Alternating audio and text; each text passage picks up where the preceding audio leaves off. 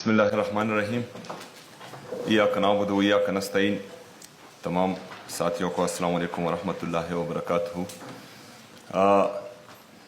जैसा कि तमाम पाकिस्तान को पता है कि इमरान खान साहब और उनकी अहलिया को सोलिटरी कन्फाइनमेंट में और आइसोलेशन में रखा गया है और उनको जो है जो सर्दी की ज़रूरियात का सामान है वो भी नहीं छोड़ा जा रहा, जो कि गैर कानूनी और गैर इंसानी सलूक हैं। सूबाई हुकूमत इसकी भरपूर मज़म्मत करती है।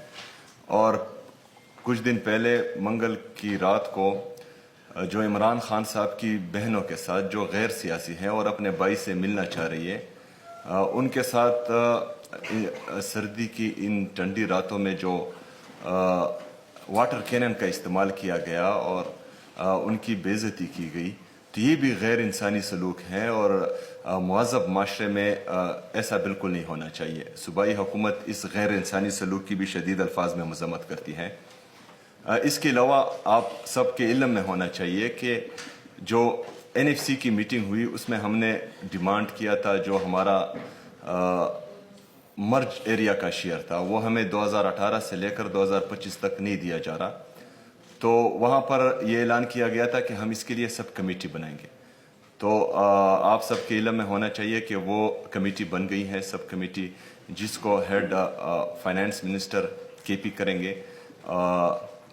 तो इसमें जो है ये अपनी सिफारिशात देंगे और जो हमारा हक है मर्ज अजला का और खैबर पख्तूनख्वा का, तो इंशाअल्लाह ताला उसकी जांच पड़ताल करके उनको अपने सिफारिशात भेजेगी, जो एक बेहतरीन पेशरफ्त है इस केस में।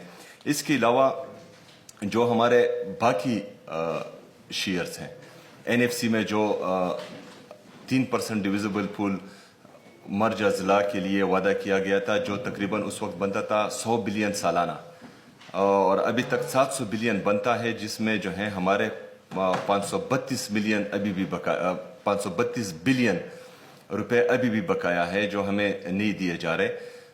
तो उसके लिए भी जो है तमाम हमारे फाइनेंस डिपार्टमेंट बाकायदा हर वीक एक लेटर लिखे ताकि इसमें जो है ये रिकॉर्ड पे रहे। इसके अलावा NHP में, टोबैको में, हमारे बाकी जितनी भी चीज़ें हैं जिसमें हमारे बकायाजात हैं वफाकी हुकूमत पर, जो इन्होंने अदा करने हैं खैबर पख्तूनख्वा की हुकूमत को, तो जिस डिपार्टमेंट के साथ ये आते हैं तो वो डिपार्टमेंट जो है उनको बाकायदा हर वीक लेटर्स लिखें ताकि ये रिकॉर्ड रहे और बार बार जो है ये कहीं उनको जो है इस चीज़ का इल्म हो कि खैबर पख्तूनख्वा अपने हक लेने में सीरियस है और इंशाअल्लाह ताला हम ये हक उनसे जल्द अज जल्द लेंगे। इसके अलावा आप सब यहाँ पर हमारे नए सेक्रेटरीज भी बैठे हुए हैं, तो आपके इल्म में होना चाहिए कि आप यहाँ पर जो है सिफारिश के ज़रिए नहीं आए, ना आपने कभी किसी को अप्रोच किया है, आप अपनी मेहनत से आपकी कैपेबिलिटी से यहाँ पर पहुँचे। जिस तरह जो है आपको बग़ैर किसी सिफारिश के मेरिट पर लगाया गया है, तो मैं भी आप लोगों से यही तवक्को करता हूँ कि आपने ज़ीरो टॉलरेंस फॉर करप्शन की पॉलिसी अपनानी है, मेरिट एंड ट्रांसपेरेंसी को यकीनी बनाना है, और इन चीज़ों पर मैंने बिल्कुल भी किसी किस्म की गफलत बरतनी नहीं देनी किसी को भी।